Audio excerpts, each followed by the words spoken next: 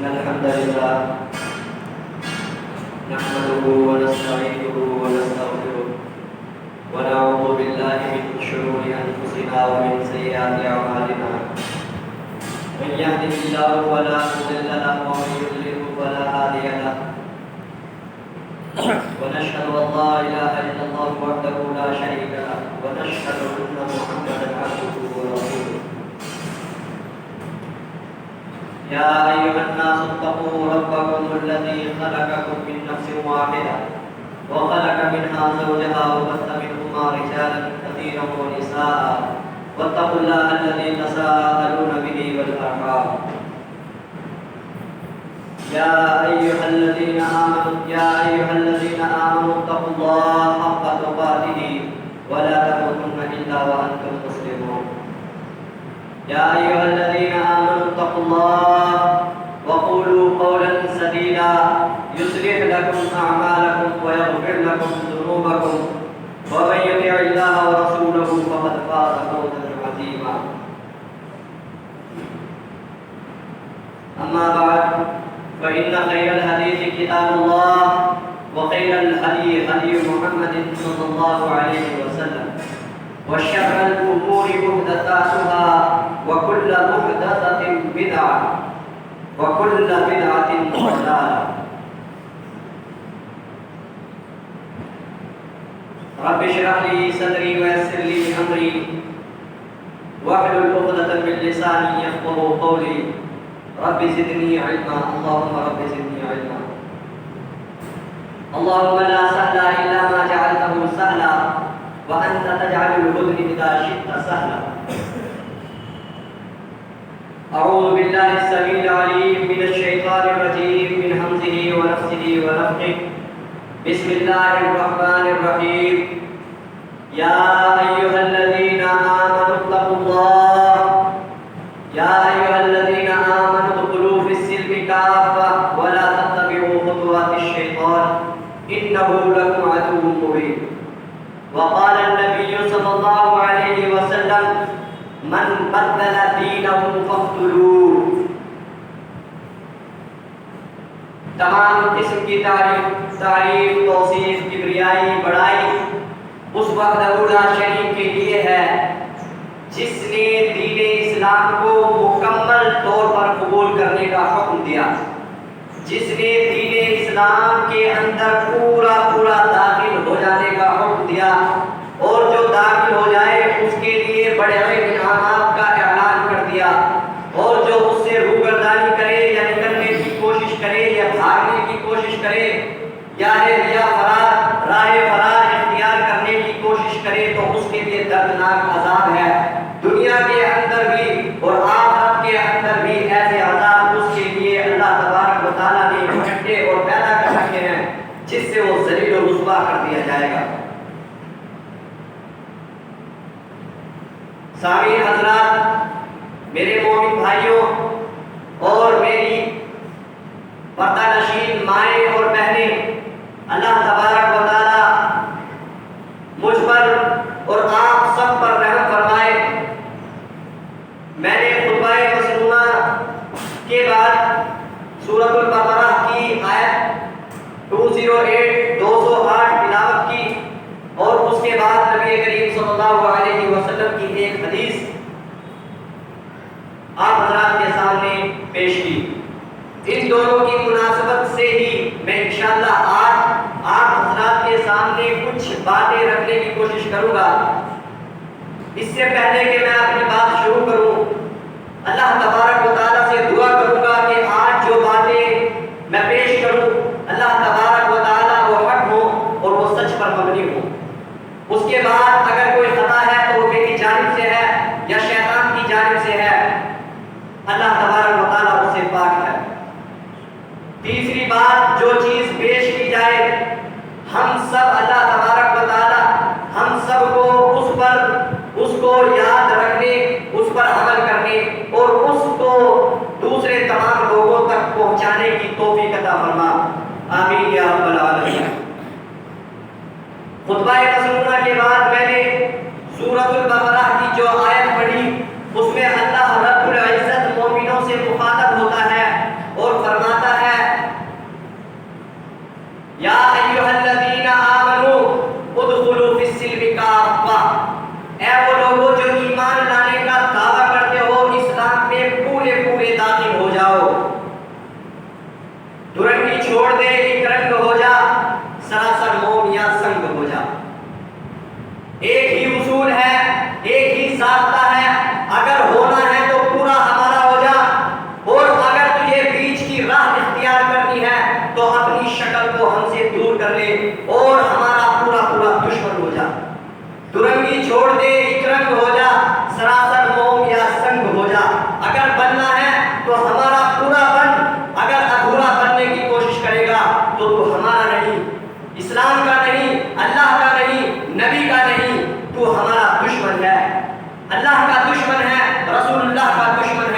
اسلام کا دشمن ہے، پھر تیرے مال کو بھی اور تیری جان کو بھی ہلاک کر دیا جائے گا کہ تجھے قتل کر دیا جائے یا تجھے سولی پر چڑھا دیا جائے، یا تجھے اگر یہاں بچ گیا تو تیرے لیے دردناک عذاب ہے آخرت کے اندر۔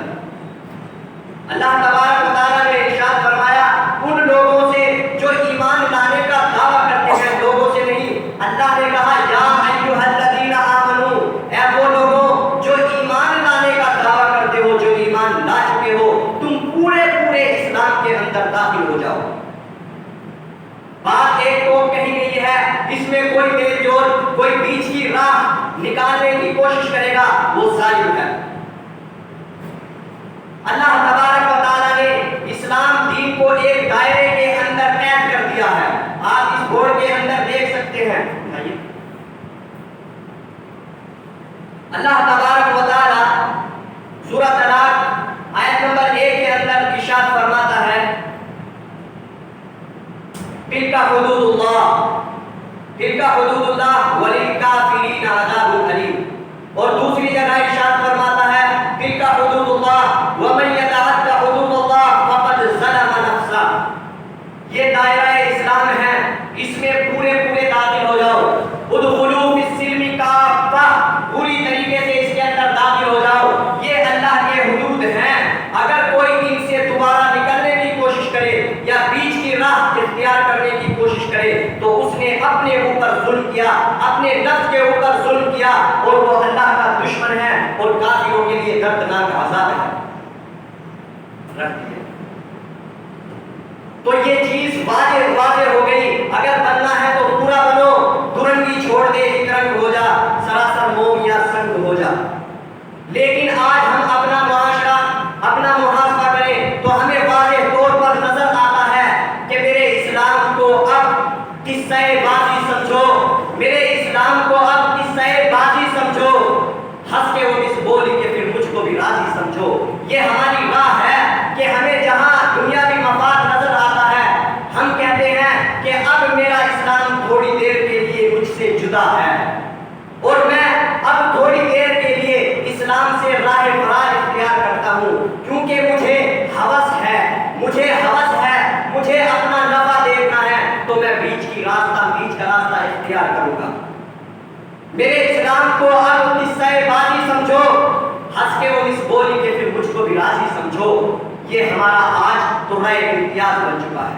اللہ نے اس سے بالکل واضح طور پر ہمیں توڑ ٹوک سمجھا دیا ہے، ایسا کچھ بھی اسلام کے اندر نہیں چلے گا، تمہیں اگر ہونا ہے تو ہمارا پورا ہو جاؤ۔ آج کا جو عنوان ہے وہ ہے 10 وہ اعمال جو آپ کو اللہ کا دشمن بنا دے، رسول اللہ کا دشمن بنا دے، دین اسلام کا دشمن بنا دے۔ وہ اعمال جو آپ کو کافر بنا دے، وہ اعمال جو آپ کو اسلام سے باہر نکال دے۔ آج میں ان 10 بڑے اعمال میں سے، ان 10 بڑے اقوال میں سے، یا ان بڑے 10 عقائد میں سے صرف 2 کو آپ حضرات کے سامنے پیش کروں گا، اور باقی کو انشاءاللہ میں آئندہ خطبات کے اندر پیش کروں گا۔ ان میں جو 10 ہیں میں ان کے نام آپ کو بتا دوں۔ سب سے پہلا ان میں ہے جو آپ کو اللہ کا دشمن اور آپ کے خون کو، آپ کے مال کو اور آپ کی جان کو حلال بنا دے، وہ ہے سب سے پہلا ہے شرک۔ دوسرا ہے وسیلہ یا واسطہ بنانا، اللہ اور اپنے درمیان وسیلہ یا واسطہ بنانا، ناجائز واسطہ یا وسیلہ بنانا۔ تیسرا ہے نبی کریم صلی اللہ علیہ وسلم کے طریقے سے افضل کسی اور کے طریقے کو سمجھنا۔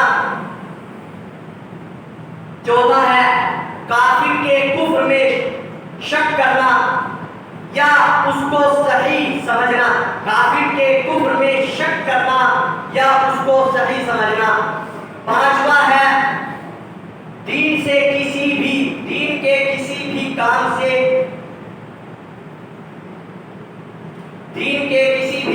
سے کراہیت کرنا، دین کا کوئی بھی حکم ہے اس سے کراہیت کرنا۔ پانچواں ہے دین سے متعلق امور کا مذاق اڑانا، کسی بھی ایک امر کا چھوٹے مذاق اڑانا. چھٹا ہے مسلمانوں کے خلاف کافر و مشرکین کی مدد کرنا. آٹھواں ہے شریعت کی خلاف ورزی کو جائز سمجھنا. نواں ہے جادو کرنا یا کرانا یا اس سے راضی ہونا. دسواں ہے دین سے منہ موڑنا. یہ 10 ہیں. ان میں سے آج میں آپ حضرات کے سامنے صرف 2 کو پیش کروں گا. نمبر 1 شرک. نمبر 2 واسطہ یا وسیلہ بنانا. سب سے پہلے ہم سمجھ لیں کہ شرک کسے کہتے ہیں, شرک کی تعریف کیا ہے, شرک کے اقسام کیا ہیں, شرک کی شروعات کیا ہوئی اور شرک کا انجام کیا ہوگا. شرک کہتے ہیں اللہ سے کسی کو سمجھنا یا اللہ کو کسی سے سمجھنا. شرک کسے کہتے ہیں؟ اللہ سے کسی کو سمجھنا یا اللہ کو کسی سے سمجھنا. اللہ سے کوئی چیز نہ نکلی نہ اللہ میں کوئی چیز داخل ہوئی. تعریف, دوسری تعریف اللہ تبارک و تعالیٰ کی ذات, اللہ کے اسماء و صفات یا اللہ کے افعال, وہ کام جو اللہ نے کیے, اللہ کے اسماء و صفات یا وہ تمام عبادات جو اللہ نے اپنے لیے خاص کی ہیں, ان میں کسی بھی طرح اللہ کو شریک کرنا. یہ کیا ہے؟ شرک ہے. شرک اللہ کی ذات میں شرک, اللہ کی صفات میں شرک, اللہ کی ان افعال میں جو اللہ نے کیے اس میں کسی کو شریک کرنا, یا جو تمام قسم کی عبادات ہیں اس میں کسی طرح کا اللہ کے ساتھ کسی دوسرے کو شریک کرنا. اللہ کی ذات میں شرک, جس طرح اللہ کے علاوہ کسی اور کی عبادت کرنا, یا اللہ کے ساتھ کسی کو شامل سمجھنا کہ اس کائنات میں اللہ کے ساتھ کوئی خالق ہے یا کسی اور نے بھی چیز جو ہے کوئی چیز پیدا کی ہے یا اس کو چلاتا ہے یا نظام اس کے ہاتھ میں ہے. یہ شرک بذاتہ, شرک باسمائہ و صفاتہ. اللہ کے اسماء ہیں, نام ہے کہ اللہ تبارک و تعالیٰ جو ہے مدبر ہے, وہی پوری کائنات کا نظام چلانے والا ہے. اگر کوئی سمجھتا ہے کہ اللہ کے علاوہ بھی کوئی کسی نظام کو, کوئی چھوٹے سے چھوٹے کام کو دنیا کے چلا رہا ہے, تو یہ شرک باسمائہ و صفاتہ ہے. اسی طریقے سے عبادات میں کسی کو شریک سمجھنا. عبادات کسے کہتے ہیں؟ اسلام, ایمان, احسان, دعا. الدعاء هو العبادت. دعا, خوف, خشیت, عبادت, استعانت, استغاثہ, قربانی, نذر, یہ تمام عبادات کی قسمیں ہیں. اگر ان میں سے کسی ایک میں بھی ہم اللہ کے ساتھ کسی کو شریک کرتے ہیں, یہ عبادت کے اندر شرک ہے. اگر ہم اللہ کے علاوہ کسی اور سے دعا مانگتے ہیں تو یہ شرک ہے. اگر ہم کسی اور کے لیے نذر و نیاز پیش کرتے ہیں کہ اگر ایسا ہو گیا تو اللہ تبارک و تعالیٰ میں ایسا کروں گا, تو یہ شرک ہے, اللہ کی عبادت میں شرک ہے. اس طرح جتنی میں نے اقسام بتائے ہیں, ان میں سے کوئی بھی عبادت میں اللہ کے ساتھ شریک کرنا یہ عبادت کے اندر شرک ہے. شرک کا انجام کیا ہے؟ اللہ تبارک و تعالیٰ نے ارشاد فرمایا کہ شرک, حضرت لقمان علیہ السلام نے اپنے بیٹے سے کہا یا بنی لا تشرک باللہ ان الشرک لظلم عظیم. انجام, شرک کتنا بڑا اور کتنا عظیم اور کتنا خطرناک گناہ ہے. یا بنی لا تشرک باللہ ان الشرک لظلم عظیم. اے میرے بیٹے, تو کام کرنا اور اللہ کے ساتھ کسی کو شریک نہ کرنا, ہرگز کسی کو اللہ کے ساتھ شریک نہ کرنا. لا تشرک باللہ ان الشرک لظلم عظیم. شرک سب سے بڑا ظلم ہے. کیوں شرک نہ کرنا؟ کیونکہ شرک سب سے بڑا گناہ ہے. انجام اللہ تبارک و تعالیٰ نے دوسری جگہ ارشاد فرمایا وَمَن يُشْرِكْ بِاللَّهِ فَقَدْ حَرَّمَ اللَّهُ عَلَيْهِ الْجَنَّةَ وَمَأْوَاهُ النَّارُ. کہ جو اللہ کے ساتھ شرک کرتا ہے, اللہ تبارک و تعالیٰ جنت کے دروازے اس پر بند کر دیتا ہے, جنت کو اس پر حرام کر دیتا ہے اور اس کا پکا ٹھکانہ جہنم ہے. چوتھی چیز, اللہ تبارک و تعالیٰ اس گناہ کو قیامت کے دن بھی اپنے 99 یا 100 رحمتوں کی رحمت کی وجہ سے بھی معاف نہیں کرے گا. ان اللہ لا یغفر أن يشرك به ويغفر ما دون ذلك لمن يشاء. یہ واضح ہے کہ اللہ تبارک و تعالیٰ کل قیامت کے دن مالک الملک ہونے کی وجہ سے اپنی سو رحمتوں کے نزول اور ان کو کھل جانے کی وجہ سے بڑے بڑے گناہوں کو, بڑے بڑے جرائم کو اللہ تبارک و تعالیٰ معاف کر دے گا. لیکن شرک کو اللہ تبارک و تعالیٰ نے واضح طور پر بتا دیا ہے کہ اللہ اس کو معاف نہیں کرے گا. اور یہ دنیا کے اندر اتنا عظیم گناہ ہے کہ اللہ تبارک و تعالیٰ نے ارشاد فرمایا سورہ مریم کے اندر کہ اگر شرک کا معاملہ اتنا خطرناک اور اتنا عظیم ہے کہ اس گناہ کی وجہ سے اللہ تبارک و تعالیٰ ارشاد فرماتا ہے کہ قریب ہے تکاد السماوات, قریب ہے کہ آسمان جو ہے اس گناہ اور اس قول کی وجہ سے پھٹ پڑے اور زمین جو ہے شک ہو جائے اور پہاڑ جو ہے ریزہ ریزہ ہو کر کے بکھر جائے. اتنا عظیم گناہ ہے کہ اس کی وجہ سے آسمان پھٹ پڑے, قریب ہے کہ آسمان پھٹ پڑے اور زمین جو ہے شک ہو جائے اور پہاڑ جو ہے وہ ریزہ ریزہ ہو کر بکھر جائے. سب سے پہلا جرم جو ہمیں اللہ کا دشمن یا کافر یا اسلام سے باہر کر دے وہ ہے شرک. دوسرا وسیلہ یا واسطہ بنانا. اب سمجھے کہ واسطہ اور وسیلہ کیا ہے. اللہ تبارک و تعالیٰ سورہ مائدہ آیت نمبر 35 کے اندر ارشاد فرماتے ہیں, سورہ مائدہ آیت نمبر 35 کے اندر ارشاد فرماتے ہیں کہ یا ایھا الذین آمنوا اتقوا اللہ وابتغوا الیہ الوسیلہ, اے وہ لوگوں جو ایمان لائے ہو تم اللہ سے ڈرو اور اللہ کے تقرب کے لیے, اللہ تک پہنچنے کے لیے وسیلہ اختیار کرو. یعنی وسیلہ کرنا جائز ہے. وسیلہ کرنا جائز ہے. وسیلے کی دو قسمیں ہیں. وسیلہ ایک ہوتا ہے جائز, ایک ہوتا ہے ناجائز. کچھ لوگوں کا کہنا ہے کہ وسیلہ کلی طور پر جائز ہے پوری طریقے سے, ناجائز اور جائز کا کوئی اس میں جو ہے اللہ نے ذکر نہیں کیا. وہ اسی دلیل کو پیش کرتے ہیں, سورۃ المائدہ آیت نمبر 35 کو ہی پیش کرتے ہیں اور کہتے ہیں کہ دیکھیے اللہ نے اس میں کسی لفظ کا جو ہے استعمال نہیں کیا بلکہ کہا یا ایھا الذین آمنوا اتقوا اللہ, اے وہ لوگوں جو ایمان لائے ہو اللہ سے ڈرو وابتغوا الیہ الوسیلہ, اور وسیلہ اللہ کے لیے وسیلہ تلاش کرو. اللہ تک وسیلہ کہتے ہیں اللہ تک پہنچنے کے لیے. وسیلہ کہتے ہیں کسی چیز کو واسطہ بنانا, کسی چیز کو واسطہ بنانا. یعنی میرا آپ تک بات کو پہنچانا یہ مائک واسطہ ہے. میری آپ تک بات پہنچ رہی ہے یا میری وہاں تک بات پہنچ رہی ہے, یہ مائک کے ذریعے سے یہ کیا ہے واسطہ ہے, آپ تک بات پہنچانے کا واسطہ. اسی طرح ان کا کہنا ہے کہ اللہ اور ہمارے درمیان واسطہ بنایا جا سکتا ہے اور جائز ناجائز کی کوئی قسم نہیں ہے. لیکن دوسری دلیل وہ پیش کرتے ہیں کہ حضرت عمر رضی اللہ عنہ, اللہ کے رسول صلی اللہ علیہ وسلم کے انتقال کے بعد حضرت اللہ کے نبی صلی اللہ علیہ وسلم کے چچا حضرت عمر, حضرت عباس رضی اللہ عنہ کو اللہ تبارک و تعالیٰ کے دربار میں لے جاتے. کب؟ جب مدینہ المنورہ کے اندر قحط پڑتا, بارش رک جاتی, روزیاں ختم, قلت ہو جاتی, تو اس وقت حضرت عباس کو لے جاتے اور دعا کرتے اے اللہ تبارک و تعالیٰ, جب نبی کریم صلی اللہ علیہ وسلم تھے تو ہم ان کے واسطے سے تجھ سے دعا کرتے تھے اور تو ہم پر بارش نازل کرتا تھا. اب ہم حضرت عباس رضی اللہ عنہ کے ذریعے سے تجھ سے دعا مانگتے ہیں کہ اللہ ہم پر تو بارش نازل فرما.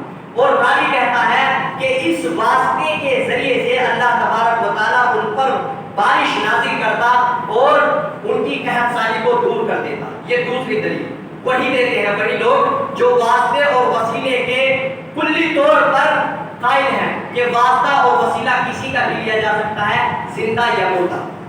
لیکن یہ دونوں دلائل بھی انہی کے خلاف کام کرتے ہیں. کیوں؟ اگر واسطہ اور وسیلہ کلی طور پر جائز ہوتا تو وہ حضرت عمر رضی اللہ عنہ حضرت عباس کو کیوں لے کر جاتے واسطے اور وسیلے کے لیے؟ وہ ڈائریکٹ اللہ کے نبی کا واسطہ لیتے. مرنے کے بعد بھی اگر مردوں سے بھی وسیلہ جائز ہوتا یا اللہ کے نبی صلی اللہ علیہ وسلم سے بھی واسطہ اور وسیلہ جائز تو وہ مرنے کے بعد بھی اللہ کے رسول صلی اللہ علیہ وسلم کے انتقال کے بعد بھی ڈائریکٹ انہی سے واسطہ لیتے کہ اللہ تو ہمارے اوپر سے قحط کو دور کر دے، ہم پر بارش نازل فرما، ہماری دعا کو تو اللہ کے رسول کے واسطے اور وسیلے سے قبول فرما۔ یہ کہہ سکتے تھے، کیوں نہیں لے کر کے گئے؟ یہ واضح ہے کہ مردوں سے، وہ فرشتے ہوں، وہ رسول ہوں، وہ اولیاء ہوں، وہ کوئی بھی ہو، ان کے ذریعے سے ہم دعا نہیں کر سکتے، ہم واسطہ نہیں لے سکتے مردوں کا۔ تین واسطے جو جائز ہیں، تین واسطے جو جائز ہیں وہ کیا کیا ہیں؟ نمبر 1 جو واسطہ جائز ہے، اللہ تبارک و تعالیٰ نے جس کو واسطے اور وسیلے کو جائز قرار دیا ہے، وہ ہے کہ اللہ کے وَلِلَّهِ الْأَسْمَاءُ الْحُسْنَى فَادْعُوهُ بِهَا۔ اللہ نے قرآن کے اندر ہمیں بتا دیا کہ اللہ کے اچھے اچھے نام ہیں، اس کے اسماء و صفات ہیں، جس طرح اے اللہ تبارک و تعالیٰ تو غفور رحیم ہے، میں تیرا واسطہ لیتا ہوں تیرے غفور رحیم ہونے کا کہ تو مجھے معاف کر دے۔ اے اللہ تو مدبر ہے، یدبر من السماء الی الارض، تو آسمان سے زمینوں کی طرف جو ہے تدبیر کرتا ہے، تمام کام تیرے ہاتھ میں ہیں، میرا یہ کام آسان کر دے۔ اے اللہ تبارک و تعالیٰ تو سمیع الدعا ہے، تو دعاؤں کو قبول کرنے والا ہے، سننے والا ہے، میری دعا کو قبول فرما۔ اے اللہ تبارک و تعالیٰ تو مشکل کشا ہے، تو میری جو ہے مشکل کشائی فرما۔ اے اللہ تبارک و تعالیٰ تو بہترین رزق دینے والا ہے، تو مجھے رزق عطا فرما۔ اے اللہ تبارک و تعالیٰ تو ہی اولاد دیتا ہے۔ اس طریقے سے اللہ کے جو اچھے اچھے نام ہیں یا صفات ہیں، ان کے ذریعے سے ہم اپنی دعاؤں کو، اپنی پریشانیوں کو، اپنے گناہوں کو معاف کرائیں، یہ سب سے پہلا وسیلہ ہے۔ دوسرا وسیلہ جو جائز ہے وہ اپنے نیک صالح اعمال کے ذریعے اللہ کو پکارنا، اللہ کو پکارنا اپنے نیک صالح اعمال کی وجہ سے۔ جیسے مشرکین مکہ پکارا کرتے تھے، جب وہ مشکل میں پڑتے، سمندروں کے اندر پھنس جاتے، وہ کہتے تھے کہ اگر اللہ تو نے ہمیں نجات دے دی تو ہم تیرے شکر گزار بن جائیں۔ یعنی شکر گزاری کا وہ واسطہ دیتے تھے اللہ سے ڈائریکٹ کہ اگر تو نے ہمیں بچا لیا اور ہم اس مصیبت سے نجات پا گئے تو ہم شکر گزار بن جائیں گے، اپنے اعمال کا واسطہ، چاہے وہ کیے ہو یا آگے کرنے کا ارادہ ہو، اسی کو نذر بھی کہتے ہیں۔ دوسرا، حضرت ابراہیم علیہ السلام نے جب کہا تھا وَإِذْ يَرْفَعُ إِبْرَاهِيمُ الْقَوَاعِدَ مِنَ الْبَيْتِ وَإِسْمَاعِيلُ رَبَّنَا تَقَبَّلْ مِنَّا إِنَّكَ أَنْتَ السَّمِيعُ الْعَلِيمُ۔ جب حضرت ابراہیم علیہ السلام نے اللہ کے گھر کو تعمیر کر دیا، یہ عمل ہے، اللہ کے گھر کو تعمیر کرنا یہ عمل ہے، اپنے نیک صالح عمل ہے نا، یہ اللہ کا گھر تعمیر کرنا یہ نیک صالح عمل ہے نا، ہے کہ نہیں؟ نیک صالح عمل ہے۔ اس کے ذریعے سے حضرت ابراہیم اور حضرت اسماعیل نے دعا مانگی کہ اللہ ہم تیرا گھر بنا چکے ہیں، تو قبول فرما، اور تو سننے والا اور جاننے والا ہے، اور تو ہمیں مسلمان بنا دے، ہماری ذریت کو بھی مسلمان بنا دے۔ ربنا وجعلنا مسلمین لک ومن ذریتنا مسلمۃ لک، اے اللہ ہمیں بھی مسلمان بنا دے اور ہماری اولادوں کو بھی جو ہے، ہماری نسلوں کو بھی تو مسلمان بنا دے۔ تو اپنے اعمال صالحہ کے ذریعے سے اللہ تک واسطہ اور وسیلہ لینا۔ تیسرا وسیلہ جو جائز ہے اور جو حق ہے، جو وسیلہ لیا جا سکتا ہے، وہ ہے کسی نیک صالح مسلم سے دعا مانگنا، اللہ تبارک و تعالیٰ کی بارگاہ میں اپنی پریشانیوں کو رکھوانا کسی نیک صالح مسلمان کے ذریعے کہ میرے لیے دعا کیجئے، اللہ تبارک و تعالیٰ مجھے اس پریشانی سے نجات دے دے۔ جس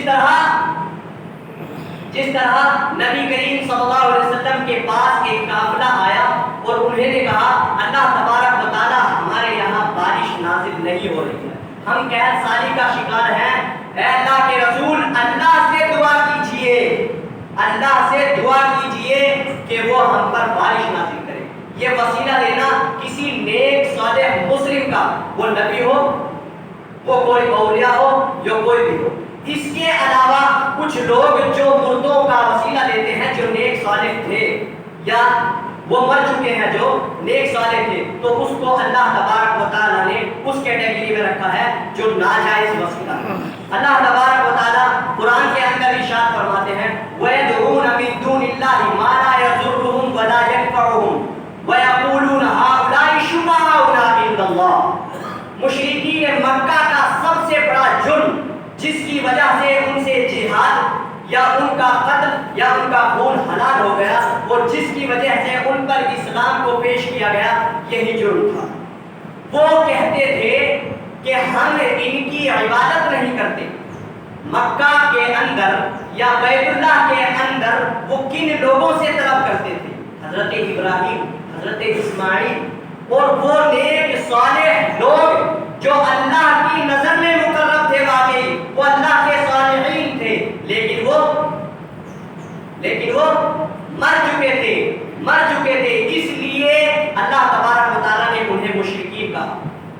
یدعون من دون اللہ ما لا یضرهم ولا ينفعهم ويقولون هؤلاء شفعاؤنا عند اللہ قل اتنبئون اللہ بما لا يعلم في السماوات ولا في الارض سبحانہ وتعالی عما یشرکون۔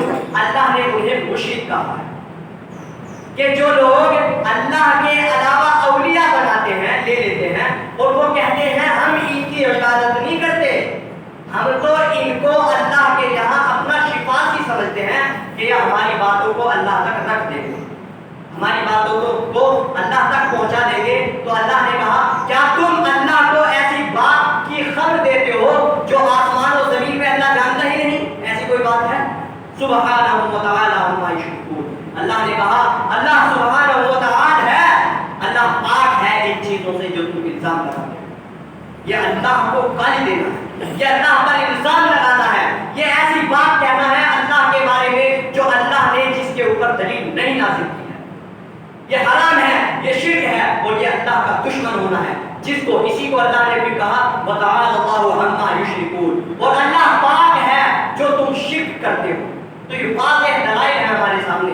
اللہ نے دوسری جگہ ارشاد فرمایا اَلَا لِلَّهِ الدِّينُ الْخَالِصُ، خبردار دین پورا کا پورا اللہ کے لیے، خالص دین اللہ کے لیے ہے، کسی دوسرے کا اس میں رول نہیں ہے، پورا دین اللہ کے لیے ہے۔ عبادت اللہ، دعا اللہ، خوف اللہ، نظر و نیاز اللہ، چڑھاوے اللہ، سب چیز صرف اللہ کے لیے ہے۔ ثواب حاصل کرنا یا کسی پریشانی سے اپنے آپ کو نجات دینا صرف اللہ سے۔ جماعت والے ایک قول کہتے ہیں، جماعت جو تبلیغی جماعت والے ہوتے ہیں وہ ایک قول کہتے ہیں اور وہ بہت ہی زبردست قول ہے۔ میں نہیں جانتا، ان کے مسائل میں بحث نہیں کرنا چاہتا، لیکن ایک قول وہ کہتے ہیں کہ اللہ اپنے غیر کے بغیر سب کچھ کر سکتا ہے اور اللہ کا غیر اللہ کے بغیر کچھ نہیں کر سکتا۔ یہ بہت بڑی بات ہے۔ اللہ کا غیر کون ہے؟ فرشتے تمام اللہ کے غیر ہیں یا فوق اللہ ہے؟ وہ اللہ ہے یا اللہ سے ہے؟